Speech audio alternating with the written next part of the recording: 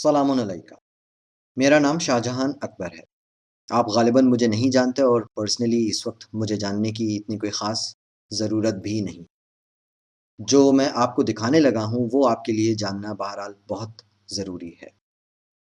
میں کچھ مہینوں سے اس پریزنٹیشن کے انٹرو کے بارے میں سوچ رہا ہوں کہ how to summarize what you're about to see, but to be very honest, I haven't been able to come up with anything جو کہ اس کو sum up کر سکے وہ کہ آپ کیا دیکھنے جا رہے ہیں۔ میں اتنا ضرور کہوں گا کہ something precious was stolen from you.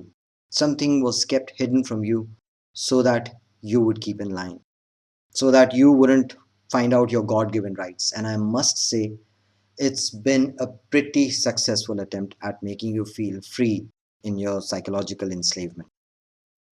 اور at the very least کوشش کی گئی ہے کہ اتنی سارے لیئرز آف فیبریکیشنز بنا دیے جائیں کہ آپ at the end of the day یہ کہیں کہ یار apathy is better than investigation. Time کس کے پاس ہے انویسٹیگیٹ کرنے کا، کس نے کیا کہا، کس نے کیا نہیں کہا، ایکسکیوز می،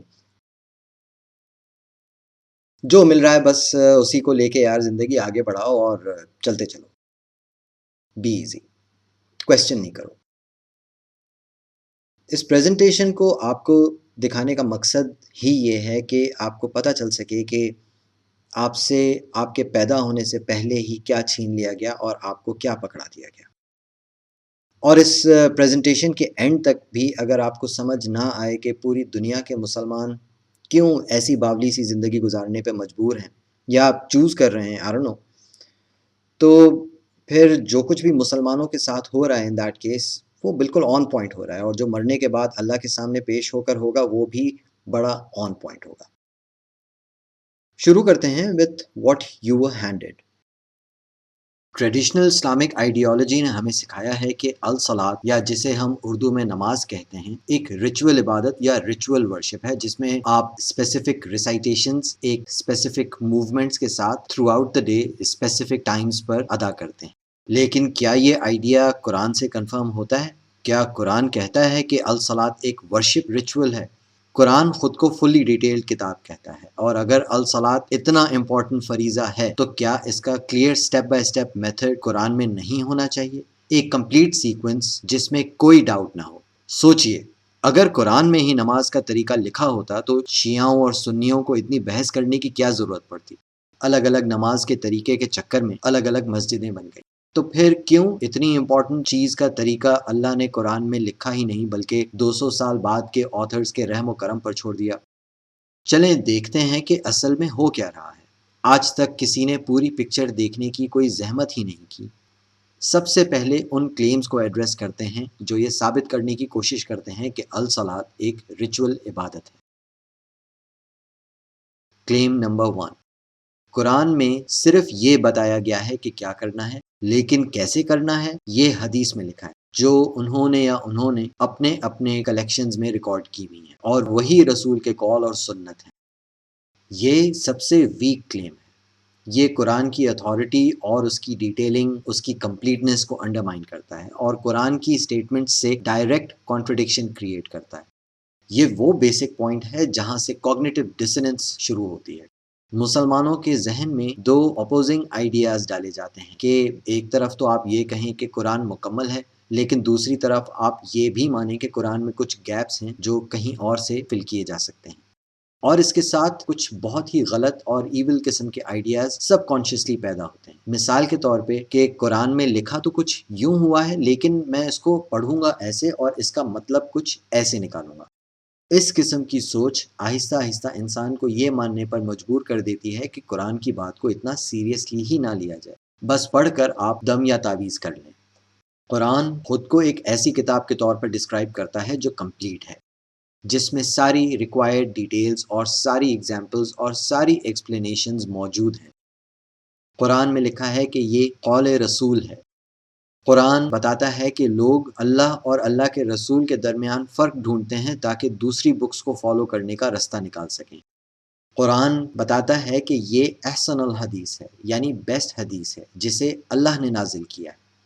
قرآن ایک ڈائریکٹ سوال کرتا ہے، اللہ اور اللہ کی آیات کے بعد تم کون سی حدیث پر ایمان لاؤ گے؟ Now let me ask you this، کہ اتنی ساری آیات سن کر اور دیکھ کر، اسپیشلی اللہ کا سوال سن کر، کچھ یوں نہیں لگتا کہ قرآن کے ساتھ کوئی دوسری کتاب ملانا غلط ہے؟ یہ کلیم اس لیے بھی غلط ہے کیونکہ یہ اللہ کے الفاظ کے ساتھ ایک ایڈیشن کو انٹروڈیوس کرتا ہے، اور یہی شرک اور سیکٹیرینزم کی بیسس بنتا ہے۔ اگر آپ ان کی یا ان کی لکھی کتاب یا کتابوں کو ایڈ کرتے ہیں تو آپ سنی بن جاتے ہیں، اگر وہ والی کتابیں ایڈ کرتے ہیں تو آپ شیعہ بن جاتے ہیں، اور اسی طرح آپ اپنی مرضی کی کتابیں پک اینڈ چوز کر کے احمدی، وہابی، دیوبندی، اسماعیلی، داؤدی وغیرہ وغیرہ کچھ بھی بن سکتے ہیں۔ یہ ہے سیکٹیرینزم کا فارمولا کہ آپ اللہ کی کتاب اور اللہ کے قانون کے ساتھ کسی کو شریک بنائیں۔ یہ جو پلس سائن ہے یہی تو شرک ہے۔ شرک کو آپ نے صرف پوجا وغیرہ سمجھ لیا ہے۔ شرک اور کیا ہوتا ہے؟ اللہ کی ڈومین میں کسی کو شامل کرنا، اور آپ ایک سیٹ فارمولا کے تحت اللہ کی ڈومین میں دوسری کتابوں کی لائن لگائے جا رہے ہیں۔ میرے دوست، your idols aren't made of clay. Your idols are made of paper which you obey in addition to Quran. Claim number 2.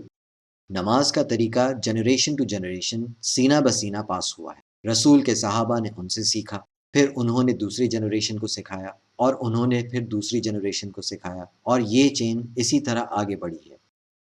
یہ کلیم اتنا ہی irrational ہے جتنا پچھلا کلیم، اسپیشلی ان آیات کی روشنی میں جو پچھلے کلیم میں آلریڈی بتا دی گئی ہیں۔ یہ کلیم بھی پچھلے کلیم کی طرح قرآن کی اتھارٹی کو انڈرمائن کرتا ہے کہ جیسے قرآن میں کچھ ڈیٹیلز موجود ہی نہیں۔ فرق صرف اتنا ہے کہ یہاں حدیث کو ریپلیس کر کے صحابہ کہہ دیا گیا ہے۔ کلیم نمبر 3.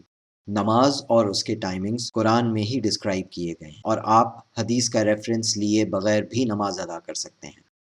پہلے دو کلیمز تو سمپلی سنی یا شیعہ یا احمدی لوگوں سے آتے ہیں، جبکہ یہ کلیم کچھ ایسے گروپس سے آتے ہیں جو خود کو as a principle Quran alone سمجھتے ہیں۔ یہ کچھ ایسے گروپس ہیں جو کہتے ہیں کہ وہ احادیث وغیرہ کو بالکل نہیں فالو کرتے اور صرف قرآن سے گائیڈنس لیتے ہیں۔ ان کا کلیم ایٹ لیسٹ یہ پرنسپل تو رکھتا ہے کہ قرآن میں سے ہی سب ڈیٹیلز لینی، لیکن پرابلم یہ ہے کہ یہ گروپس قرآن کو ان ٹرانسلیشن سے پڑھتے ہیں جو سنی یا شیعہ یا احمدی تفاسیر اور حدیث کی کلیکشنز کی انفلوئنس میں لکھی گئی۔ یہ کلیم اسیوم کرتا ہے کہ لوگوں کو خود سے پتا ہوگا کہ رکوع، سجدہ، قیام، جلسہ، سلام کب، کیسے، کس وقت، کہاں اور کتنا کرنا ہے۔ ساتھ ساتھ ان کو خود سے یہ بھی پتا ہوگا کہ کون سے وقت کی نماز کی کتنی رکعت کب ادا کرنی۔ یہ ڈیٹیلز اگر ہم قرآن میں ڈھونڈیں تو یہ کمپلیٹ فارم میں کہیں پر بھی موجود نہیں۔ رکوع، سجدہ، قیام اور دوسرے الفاظ الگ الگ ضرور ملتے ہیں، اور یہ قرآن الون گروپس سلیکٹڈ آیات کا چیری پکڈ ٹرانسلیشن پڑھا کر پروو کرنے کی کوشش کرتے ہیں کہ یہ دیکھو یہاں سجدہ لکھا ہے تو اس کا مطلب نماز میں سجدہ کرنا ہے۔ ہمیں ایک دفعہ ایک نظر ضرور ڈال لینی چاہیے کہ یہ الفاظ قرآن میں کہاں کہاں استعمال ہوئے ہیں۔ لفظ الصلاۃ ان آیات میں آتا ہے، اور ان میں سے کئی آیات صلاۃ کو اسٹیبلش کرنے کا حکم دے رہی ہیں، لیکن ان میں سے کسی آیت میں بھی موجودہ صلاۃ یا نماز کو پرفارم کرنے کا کوئی طریقہ موجود نہیں۔ سجدہ اور رکوع کے ویریشنز بھی موجود ہیں، مگر یہ نہیں بتایا گیا کہ انہیں کس پوائنٹ پر پرفارم کرنا ہے۔ جو آیات نماز کی ٹائمنگز کے لیے کوٹ کی جاتی ہیں ان میں کہیں نہیں ملتا کہ کتنی رکعت کس ترتیب میں ادا کرنی ہے، اور اس کے علاوہ جو پری اور پوسٹ نماز ایلیمنٹس لوگ فالو کرتے ہیں وہ بھی قرآن میں کہیں کلیئرلی نہیں لکھے ہوئے۔ آل ان آل یہ کلیم گڈ انٹینشنز اور کنفرمیشن بائس پر بیسڈ ہے۔ کنفرمیشن بائس کا مطلب ہے کہ مجھے پہلے سے خود سے ہی پتا ہے کہ کیا کرنا ہے۔ یہ بات بہت کلیئر ہے کہ قرآن سے ایک کمپلیٹ فارمل ریچول حاصل کرنا پاسبل ہی نہیں، کیونکہ نماز کی ریکوائرڈ اسٹرکچرڈ ڈیٹیلز قرآن میں موجود ہی نہیں ہیں۔ یہ بات پچھلے دو کلیمز کرنے والے لوگوں کو بھی پتا ہے، اسی لیے وہ سیدھا سادہ دوسری کتابوں والا فارمولا لگاتے ہیں۔ کلیم نمبر 4. ہمیں صلاۃ یا نماز کا طریقہ مسجد الحرام سے ملے گا، کیونکہ قرآن کہتا ہے کہ اپنا مصلی مقام ابراہیم سے لے لو، اور مقام ابراہیم مکہ میں مسجد الحرام میں ہے۔ یہ بلیف ایک اور قرآن الون سیکٹ کا ہے، اور اس بلیف کو شیخ محمد نے پاپولرائز کیا ہے، جو ایک آیت کو کوٹ کر کے اس کلیم کا ایویڈنس دیتے ہیں۔ لیکن یہاں بھی وہی پرابلم ہے کہ یہ اپروچ بھی انہی ٹرانسلیشنز پر ریلائی کرتی ہے جو سنی یا شیعہ یا احمدی تفاسیر کی انفلوئنس میں لکھی گئی۔ یہ کلیم بھی بیسیکلی کلیم نمبر 1 یا 2 کی طرح ہے کہ کیونکہ اللہ کی کتاب میں ہماری پرستش کا طریقہ نہیں لکھا ہوا تو ہم اپنی پرستش کا طریقہ دوسری کسی جگہ سے ڈھونڈ لیں، اور پھر وہی کنفرمیشن باعث کہ مجھے تو آلریڈی پتا ہے کہ کون سی چیز کہاں پر ہے، مقام ابراہیم مکہ میں مسجد الحرام میں ہے۔ آئیے ذرا اس کلیم کو انویسٹیگیٹ کرتے ہیں، دیکھتے ہیں کہ مقام ابراہیم اصل میں ہے کیا۔ ہم لفظ مصلی سے شروع کرتے ہیں جو سورہ بقرہ کی 125 آیت میں آتا ہے۔ صلاۃ اور مصلی دونوں لفظ ایک ہی بیسک روٹ صاد لام سے ہیں۔ مصلی کا مطلب ہے کسی طریقے سے پیروی کرنا یا فالو کرنا۔ آیت میں لکھا ہے کہ اپنا مصلی یعنی فالو کرنے کا طریقہ مقام ابراہیم سے لے لو۔ According to prevailing beliefs of Muslims, مقام ابراہیم مکہ میں ایک فزیکل جگہ ہے جہاں کسی ٹائم پر حضرت ابراہیم کھڑے ہوئے تھے، وہاں ان کے پیروں کا ایک گولڈن سٹرکچر یا شرائن بنا دیا گیا ہے۔ انسیڈنٹلی اس پریزنٹیشن میں یہ وہ مقام ہے جہاں سے آپ کو نظر آنا شروع ہوگا کہ کیوں میں بار بار سنی، شیعہ اور احمدی ٹرانسلیشنز کا ذکر کر رہا ہوں، اور یہ بھی کلیئرلی نظر آئے گا کہ کیسے دنیا بھر کے ٹرانسلیٹرز اپنی لیزی اپروچ کی وجہ سے عربک ورڈز کو انویسٹیگیٹ کر ہی نہیں پاتے اور ڈائریکٹ حدیث کی کتابوں اور تفاسیر میں جو کچھ بتایا گیا ہے اسے جوڑ توڑ کر قرآن کی ٹرانسلیشنز کر دیتے ہیں۔ یہی ٹرانسلیشنز اس چیز کی رسپانسبل ہیں کہ لوگوں کو لگتا ہے کہ قرآن کے سبجیکٹس آگے پیچھے ہیں اور سیکوینس میں نہیں ہیں۔ آئیے دیکھتے ہیں کہ مقام ابراہیم میں جو مقام ہے وہ اصل میں ہے کیا۔ قرآن میں لفظ مقام اور مقام دونوں طریقے سے موجود ہے۔ ان دونوں کا بیسک روٹ ورڈ ہے قاف میم۔ The spirit includes کہیں فزیکلی موجود ہونا، کسی پرنسپل پر کھڑے ہونا، کوئی سٹینڈ لینا، کسی سٹیٹس یا رینکڈ پوزیشن پر ہونا، اسمبلی میں کھڑے ہونا یا کسی کی جگہ پر کھڑا ہونا۔ The beauty of Arabic language is that it uses vowel marks جنہیں ہم اردو میں زیر زبر پیش کہتے ہیں to establish the word's own internal context which guides a reader regarding the actual subject of discussion۔ اسی لیے مقام اور مقام قرآن میں الگ الگ کانسیپٹس کو ایکسپلین کرنے کے لیے یوز ہوئے ہیں۔ مقام جس کے میم پر پیش ہے کسی فزیکل یا ایٹ لیسٹ میٹا فزیکل جگہ کو ریفر کرتا ہے، اور مقام جس کے میم پر زبر ہے پرنسپل، اسٹیٹس یا کسی ایبسٹریکٹ رینک پوزیشن کو ریفر کرتا ہے۔ Let's have a look at how Quran is using these words. Maqamahuma is used here in this ayat.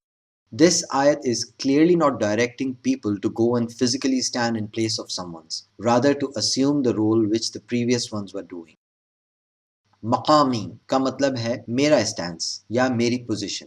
یہاں حضرت نوح اپنی فزیکل جگہ کی بات نہیں کر رہے بلکہ اپنے پرنسپل سٹینس کی بات کر رہے ہیں کہ وہ صرف ایک اللہ کی عبادت کرتے ہیں، اور یہی بات ان کی قوم کو پسند نہیں تھی۔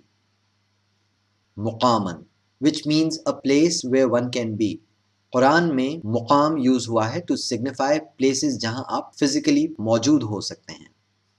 اس آیت میں بھی مقام یوز ہوا ہے۔ آیت بتا رہی ہے کہ کچھ لوگ دوسرے لوگوں کو کہہ رہے ہیں کہ یو آر ان ویلکم ہے، تمہارے لیے یہاں ہونے کی کوئی جگہ نہیں۔ لا مقام لکم، there is no space for you to be ہے۔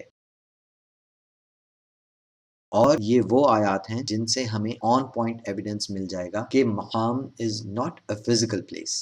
اگر ہم مقام محمود کو محمود کی فزیکل سٹینڈنگ پلیس نہیں مانتے، اور جب اللہ اپنے لیے مقامی یوز کرتے ہیں تو ہم اس کو بھی اللہ کی فزیکل سٹینڈنگ پلیس نہیں مانتے، تو پھر مقام ابراہیم کو بھی فزیکل سٹینڈنگ پلیس آف ابراہیم نہیں مانا جا سکتا۔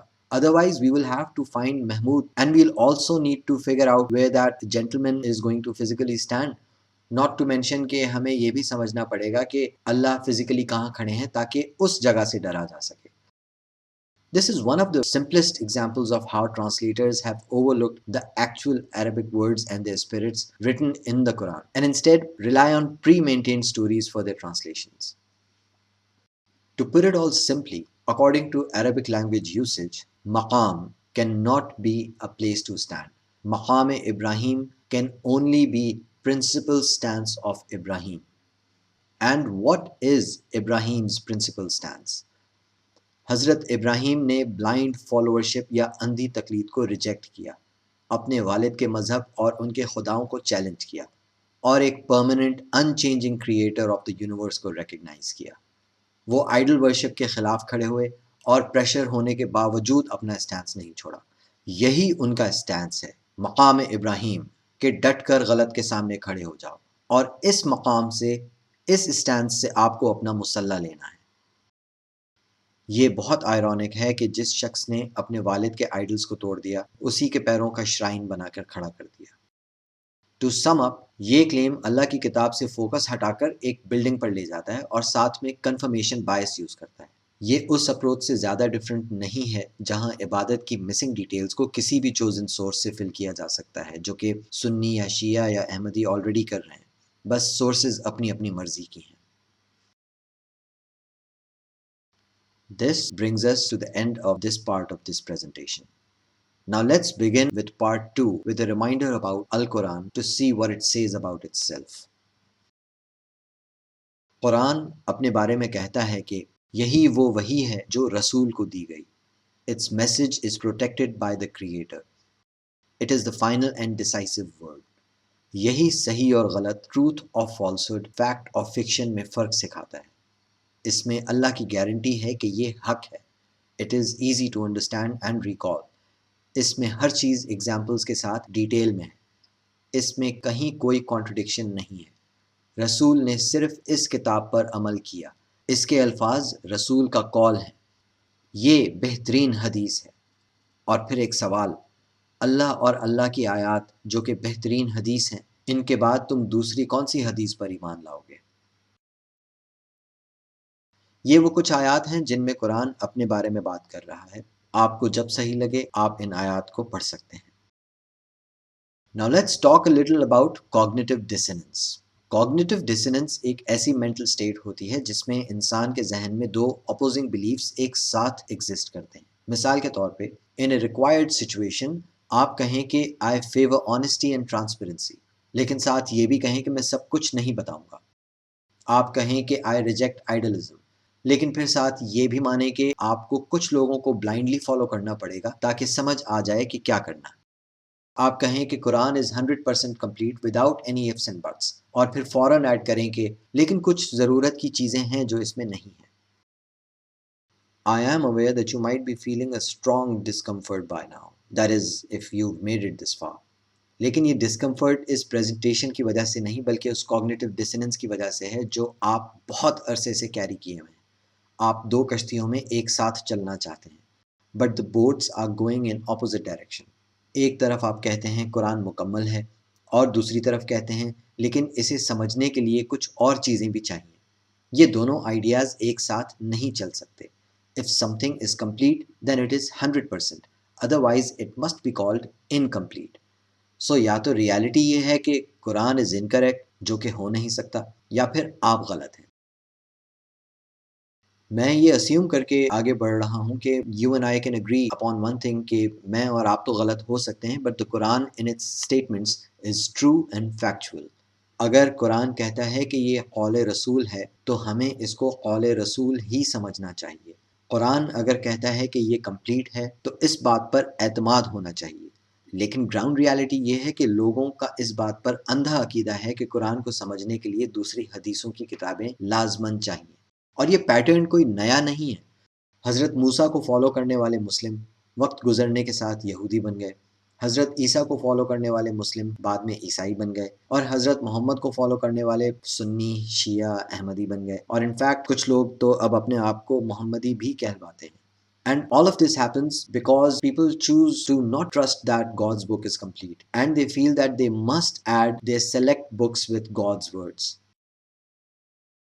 یہ سلسلہ جنریشن سے ایسے ہی چلا آ رہا ہے۔ God has promised man guidance, so he sends messengers with his communications. Every nation has had a messenger with the same message of the same book in their respective languages. کچھ nations نے اپنے messengers کو reject کر دیا، یہاں تک کہ attacks بھی کیے، لیکن اپنی زندگی چینج نہ کی۔ کچھ نیشنز نے میسج ایکسیپٹ کیا اور کبھی کبھار نہ چاہتے ہوئے بھی خود کو ٹھیک کیا، لیکن رسول کی وفات کے بعد لوگ آہستہ آہستہ اصل میسج سے دور ہوتے گئے اور اسے اپنی فیوریٹ حدیثوں سے ریپلیس کرتے گئے، یہاں تک کہ اوریجنل میسج کھو گیا۔ یہی بار بار ہوتا چلا آیا ہے۔ The messengers have only one thing with them, God's book, and they deliver good news, laws, warnings, facts and principles from it. رسول کے پاس صرف ایک چیز ہوتی ہے، اللہ کی کتاب، جس میں سے وہ لوگوں کو یاد دہانی کرواتے ہیں، اللہ کے لاز اور پرنسپلز بتاتے ہیں، فیکٹس یا حقیقت کو ایکسپوز کرتے ہیں، صحیح لوگوں کو خوشخبری سناتے ہیں، اور ساتھ ساتھ اللہ کی طرف سے وارننگز بھی یاد دلاتے ہیں۔ What are these warnings though? Messengers have always warned the people that if they do not become aligned under an objective law, they will lead themselves to disasters. یہ ڈیزاسٹرز مختلف فارمز میں نظر آتے ہیں، جیسے مس گورننس، ریمپنٹ کرپشن، یا natural systems کو نہ سمجھ پانا جیسے فیمن، فلڈز، اور پھر انڈیویجول لیول پر سائیکولوجیکل ایشوز جیسے فرینزی، مینیا، اسکیزوفرینیا، آبسیشنز۔ جب سوسائٹی میں یہ سائیکولوجیکل ڈس آرڈرز پھیل جائیں تو پوری قوم انسٹیبل ہو جاتی ہے۔ This is textbook psychology. You can see around the world that the foundations of religion rest on a system of ritualistic worship encouraging empty practices. لوگ ایک مقدس فگر کے پیچھے کھڑے ہو جاتے ہیں جو اکثر سائنٹیفک انڈرسٹینڈنگ نہیں رکھتی، اور بس بیس لیس اور سپر نیچرل بلیفس کو لوگوں پر پش کرتے رہتے ہیں۔ More often than not, these holy figures are deeply entrenched in misogyny and sometimes even pedophilia and have a deep desire to hinder progress and obstruct rational inquiry. یہ جو ritualistic worship act ہوتا ہے، یہ وقت کے ساتھ obsessive compulsion بن جاتا ہے، جہاں ہر چیز بالکل ایگزیکٹ طریقے سے کرنی ہوتی، ورنہ انسان خود کو انکمپلیٹ یا انوردی یا ڈرٹی محسوس کرتا ہے۔ اگر آپ کو لگتا ہے کہ آپ کی نماز آبسیسو کمپلشن نہیں ہے تو کبھی اس کو رکوع سے سٹارٹ کر کے دیکھ لیں، یا الفاتحہ کی جگہ درود پڑھ کر دیکھ لیں۔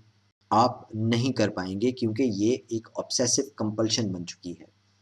ان ریچولز کی ریپیٹیشن سے ایک فالس سینس آف رائچسنس پیدا ہوتا ہے، جس کی وجہ سے انسان خود کو دوسروں سے مورلی سپیریئر سمجھنے لگتا ہے۔ بٹ انفارچونیٹلی ان تمام پریکٹسز کی سوائے خود کو پرسکون کرنے کے کوئی ریئل ویلیو نہیں ہوتی۔ ان پریکٹسز سے سوسائٹی کا پیٹ نہیں بھرتا، نہ یہ پریکٹسز کسی کے جان بچانے کے کام آ سکتی ہیں۔ آج سارے مسلمز اور انفیکٹ پوری دنیا ہی اللہ کی کتاب کو دوسری بکس کے لینس سے دیکھنے کے لیے کنڈیشن ہو چکی ہے۔ لیکن کیا ہوگا اگر ہم قرآن کی سٹیٹمنٹس کو جینوئنلی سیریسلی لیں اور اسے کمپلیٹ مان کر باقی سب سورسز کو سائڈ پہ کر دیں؟ کیا آپ نے کبھی یہ سوچا ہے کہ اگر ہم واقعی اللہ کی کتاب کو سب سے اوپر رکھ دیں تو کیا ہوگا؟ اور کیا ہوگا اگر ہم پوری دنیا کی ہسٹری اور سب کچھ کو اسی اللہ کی کتاب کے تھرو دیکھنا شروع کر دیں؟ اس کا رزلٹ ایک نیوکلیئر ایکسپلوژن جیسا ہے، اور سب سے پہلی چیز جو اڑتی ہے وہ ہے ریچولسٹک الصلاۃ، جس کو آپ نماز کہتے ہیں، اس کا پورا اسٹرکچر۔ دیکھیں، پرنسپل بہت سمپل ہے۔ اگر الصلاۃ اتنی امپورٹنٹ چیز ہے تو اللہ پر لازم ہے کہ اس کی ساری ریکوائرڈ ڈیٹیلز ایک ایسی جگہ دیں جس میں کوئی شک نہ ہو اور 100% ریلائبل ہو، اور 100% ریلائبل سورس صرف ایک ہی ہے، قرآن۔ اگر یہ بات کلیئر ہونے کے بعد بھی کسی مسلم کو ایکسٹرا بکس یا فزیکل رومز یا فٹ ٹیمپلز یا سمبلز ایڈ کرنے کی ضرورت محسوس ہوتی ہے تو پھر میرے بھائی، آپ کا خدا ہی حافظ ہے۔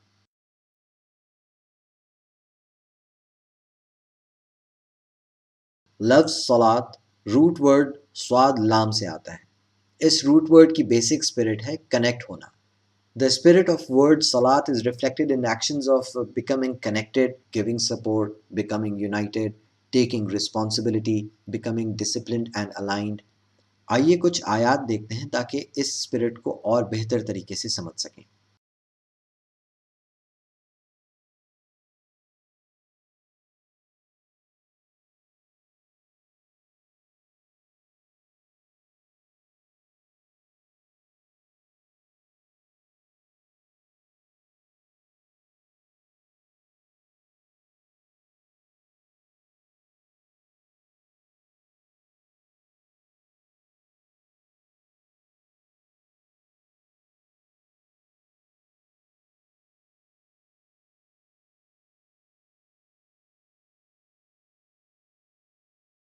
I request you to have a look at this chain link fence for a few seconds before we move forward. I promise you this is connected to what the presentation is about. الصلاۃ کو سمجھنے کے لیے آئیے ذرا پہلے سورہ الفاتحہ کو دیکھ لیتے ہیں، جہاں سے ہمیں اس کانسیپٹ کو کلیئرلی سمجھنے کی چابی مل جائے گی۔ Throughout this video, I've tried to keep myself focused on just delivering the message. But now that I've reached this part of this message, I just want to take a moment to express what a marvelously crafted work of linguistic articulation this book is, and what a wonderfully self-explanatory language Arabic is. And what a shame it is کہ Arabic experts اپنی linguistic P H Ds کے ہوتے ہوئے بھی اپنی سیکھی ہوئی boundaries سے باہر دیکھنے کی کوشش ہی نہیں کرتے، because the answer is brightly clearly embodied in الفاتحہ. الحمد للہ رب العالمین. All the power and praise rests with the one who is sustainer of all the states of being. Ar-Rahman ar-Rahim, the provider, the safekeeper. Malik Yawm ad-Din. According to Habib Shakir, master of the Day of Judgment. According to Marmaduke Pickthall, master of the Day of Judgment.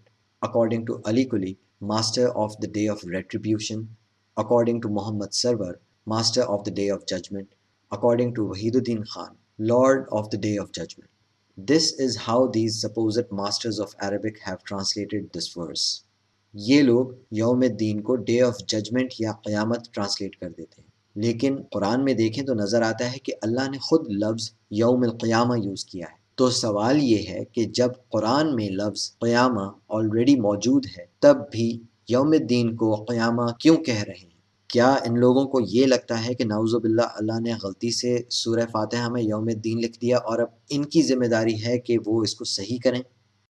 دین، دینار اور مدینہ سب ایک he root word دال نون سے آتے ہیں، جس کا مطلب ہے کسی سسٹم کے انڈر ہونا یا بینگ انڈر اور بینیتھ سم ونز کنٹرول. دین کا مطلب ہے ایک سسٹم آف گورننس جو ایک جیوگرافیکل لوکیشن میں لوگوں پر اپلائی ہو. کمیونزم بھی دین ہے، کرسچینٹی بھی دین ہے، کیپٹلزم بھی دین ہے، ڈیموکریسی بھی دین ہے. دینار کا مطلب ہے کرنسی. ہر سسٹم یا گورننس کا اپنا اپنا دینار ہوتا ہے، جیسے ڈالر، یورو، پاؤنڈ. مدینہ کا مطلب ہے وہ جگہ جہاں کوئی دین اور دینار اپلائی ہو، یعنی ایک گورنڈ لوکیشن یا centre. Now the question is, why on earth would they translate al-Deen to anything but governance system? And more specifically, why would they declare God as owner of the Day of Judgment only when the book states owner of the governance system? میرے دوست، یہ focus shift کرنے کی بہت clear example ہے. Focus shift یہ ہے کہ بات میں جو اصل سبجیکٹ ہے پڑھنے والے کو اس سبجیکٹ سے دور کر دیں. And this is how Quran talks about this focus shift. Do you want that they become convinced to you? While surely have been sectarians from them who heard word of God, but then they changed its meaning from after what they understood of it, while they knew it. From the ones who intimidate are those who contort the communication from its subject. اور دیکھیں اس کا نتیجہ کیا نکلتا ہے. Your focus, attention and thought process is shifted away from present and taken into the future تاکہ آپ کو آج کنٹرول کیا جا سکے. اگر میں اسٹریٹ فارورڈ بات کروں تو ان ٹرانسلیٹرز کی یہ حرکت کم از کم تو انکمپیٹنس ہے، اور اگر انکمپیٹنس نہیں ہے تو پھر کرپٹڈ مائنڈ سیٹ ان کو فورس کرتا ہے to write down wrong translations of the words of قرآن. اور جیسے ہی ہم صحیح لفظ کو صحیح جگہ رکھتے ہیں، the entire purpose of the book becomes clear instantly. Uddin, the government, and not just any governance. ایک ایسا گورننس سسٹم جو اللہ کی طرف فیئر ہو، جسٹ ہو، میرٹ کو ریوارڈ کرے اور ویلتھ اور انفلوئنس کو فیور نہ کرے. But these are cornerstone promises of all governments around the world, right? تو کیا ہیومن ٹریفکنگ کے وکٹمس کو انصاف ملتا ہے؟ کیا پاورٹی افیکٹولی ایڈریس ہوتی ہے؟ کیا میرٹ کنسسٹنٹلی ریوارڈ ہوتا ہے؟ سب چھوڑو اس وقت یار. امریکہ جو دنیا کو لیڈ کر رہا ہے، اس کا اپنا پریزیڈنٹ ایک سیکشول مولیسٹر ہے، اور یہی سسٹم پوری دنیا میں چل رہا ہے. ریالٹی یہ ہے کہ اکثر سسٹمز اپنے ہی ڈیفائنڈ اسٹینڈرڈس پر پورے ہی نہیں اترتے. Now, on the other hand, can you imagine the governance of God? ایک ایسا سسٹم جس کی رسپانسبلٹی اللہ پر ہو، ایسا آبجیکٹو سسٹم آف گورننس جس میں ہر کسی کی بیسک نیڈز اللہ کی ذمہ داری ہو، and people's merit and productivity is encouraged, facilitated and rewarded by the system. Again, this is also a desired goal of all governments, but it cannot be achieved simply by good wishes. Two things are required to achieve that goal. One, an appropriate framework for society of responsibilities and laws جو کہ design ہی specifically اس لیے کیے گئے ہوں کہ یہ goal achieve ہو سکے. And number two, بہت شدت سے اس سسٹم کی کلیکٹیو خواہش and an undying will to achieve this goal. انسانوں کے لکھے لاز سے یہ خواب کبھی پورا نہیں ہو سکتا. انفیکٹ دنیا میں بہت کلیئرلی نظر آتا ہے کہ غریب اگر کرمنل نہ بھی ہو تب بھی ذلیل ہوتا ہے، اور powerful rich criminals actually dictate the laws governing the people. They get away scot free with whatever the hell they want. قرآن میں آپ کو موسٹ آبجیکٹو دین کا ٹارگیٹڈ بلو پرنٹ ملتا ہے، جس کا مالک کائنات کو بنانے والی ذات ہے، مالک یوم الدین، master of the era of the governance. بہرحال ان ٹرانسلیٹرز نے جو الفاظ میں ہیرا پھیری کی ہے اس کی وجہ سے کسی کو دین کا کانسیپٹ سمجھ ہی نہیں آ پاتا. And if any of those translators are watching this video and still insist کہ they are correct, then I challenge them کہ آج سے آپ الفاتحہ میں ڈائریکٹلی یوم القیامہ پڑھنا شروع کر دیں instead of یوم الدین, because for you both words mean one and the same thing. لیکن ایکچولی مجھے ڈر ہے کہ یہ لوگ ایونچولی یہی کرنا شروع ہو جائیں گے. I had asked you to look at this chain link fence. اس کے لنکس کو دیکھیں, each connected with another, supporting another. Chain link fence کی اصل اسٹرینتھ تب آتی ہے جب یہ لنکس ایک دوسرے سے پراپرلی کنیکٹڈ ہوں.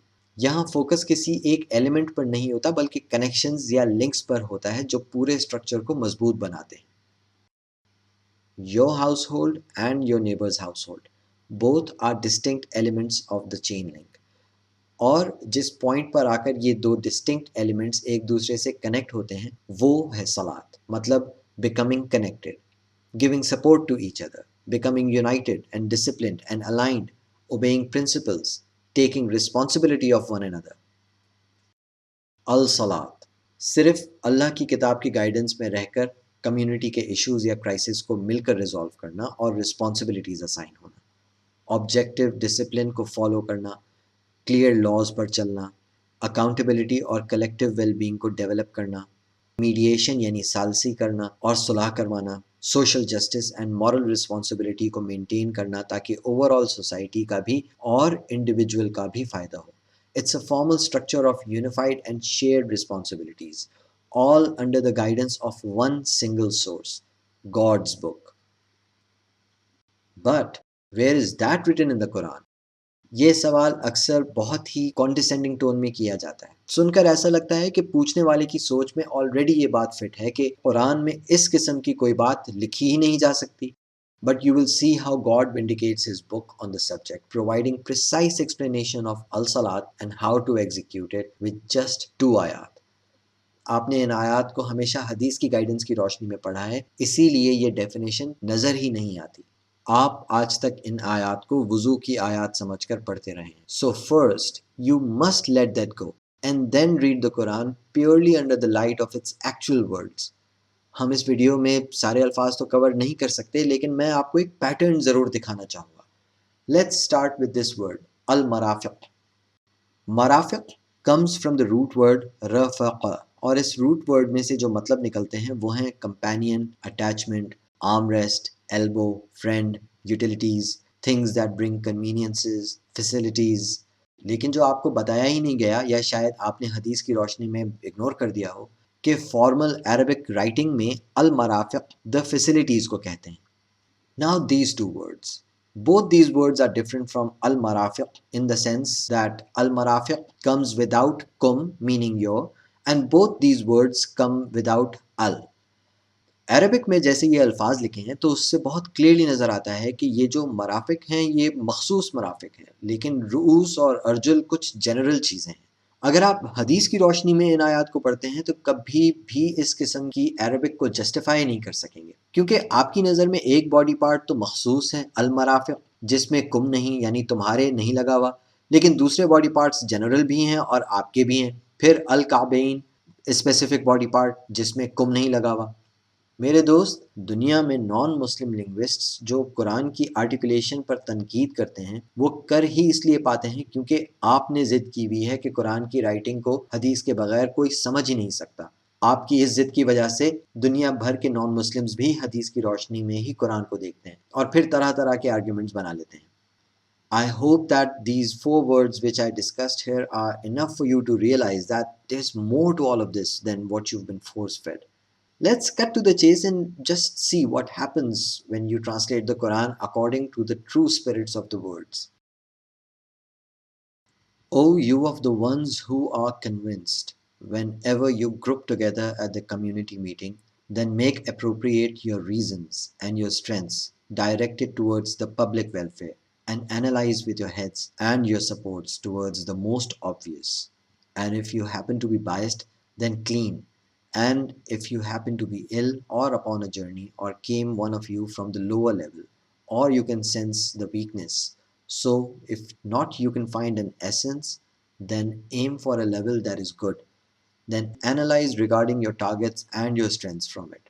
Not desires God to put upon you of difficulty, rather desires to make you progress and to make perfect His bounty upon you, that perhaps you give thanks. O you of the ones who have conviction, do not come to the assembly while you are mentally incapacitated until you know what you are saying, and do not come to the assembly being biased, except being an expert of a way, until you clean yourself of that biasness. And if you happen to be ill, or upon a journey, or came one of you from the lower level, or you can feel the weakness, thus, if not you find an essence, then reach out to a level that is good, then do analysis regarding your targets and your strengths. Assuredly, God is pardoning, forgiving.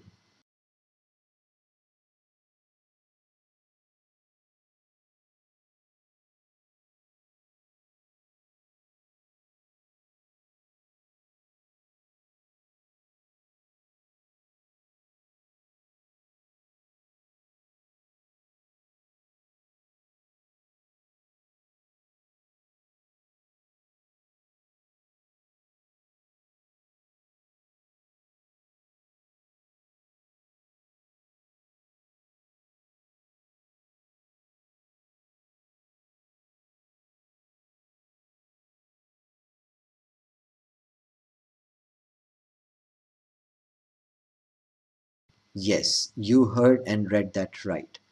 ये आयत किसी water wash या sand wash का तरीका नहीं before you conduct अल सलात. ये आपकी foundational principles हैं फॉर हाउ टू कंडक्ट अल सलात. ये डायरेक्शंस और बेसिक प्रिंसिपल्स हैं एक स्ट्रक्चर्ड ब्रीफिंग के लिए जो दिन के स्टार्ट पर हो, एंड पर हो, या जब ज़रूरत हो, जिसमें एज रिक्वायर्ड टास्क असाइन होते हैं और कोऑर्डिनेशन होती है. इस पॉइंट पर पहुंचकर और इतना सब कुछ कहने के बाद, टू बी वेरी ऑनेस्ट, अब मैं कुछ भी कहूँगा तो वो सिर्फ रेपिटेशन होगी. But I sincerely hope and pray कि आपको बात समझ आई हो कि आपके साथ कितना बड़ा फ्रॉड किया गया है अल्लाह के नाम पर.